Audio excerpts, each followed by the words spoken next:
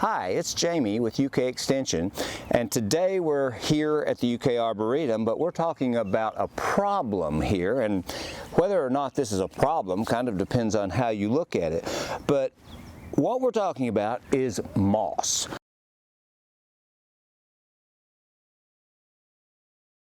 There are so many different types of mosses, and mosses are technically just primitive plants, but we get lots of calls, particularly early in the spring. The life cycle of moss is such that it's one of the first things in the spring to green up, often before our lawns do. And we get lots of calls about mossy areas in lawns, and that's what we have here.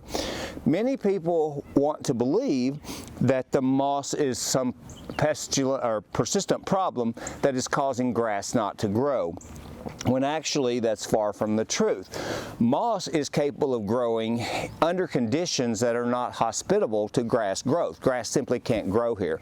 In this particular case, we are in a heavy shade area. Grass does not work in shade. You can see how even the little tufts of it here are struggling. And in addition to the moss, we're getting all sorts of other invasive weeds like wild violet and other stuff in here. But generally speaking, the things that are going to contribute to moss problems, everyone wants to assume acid soils, and that's not always the case because there are moss species that grow perfectly fine in more alkaline conditions. It's generally things like heavy shade that blocks the light, compacted soils. This is a cut through here where people cut from A to B, and that has resulted in soil compaction, and that compressed soil is not conducive to grass growth, so we get moss.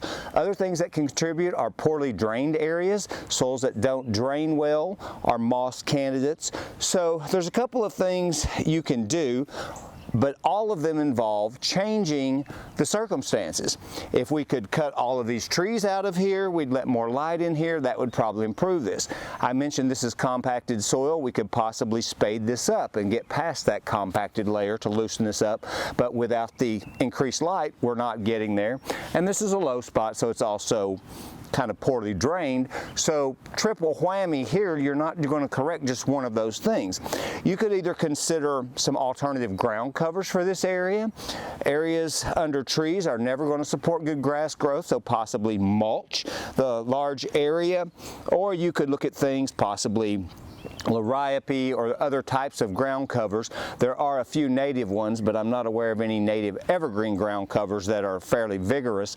But this could be planted in some sort of perennial or something that would work better in this space than the moss. So you might try liming if and only if a soil test indicates that your soil is acidic. Most of us have soil that's already very high pH, and we don't want to add lime. That would be the last thing we would want to do. So correcting underlying conditions, or the last alternative is to simply embrace it.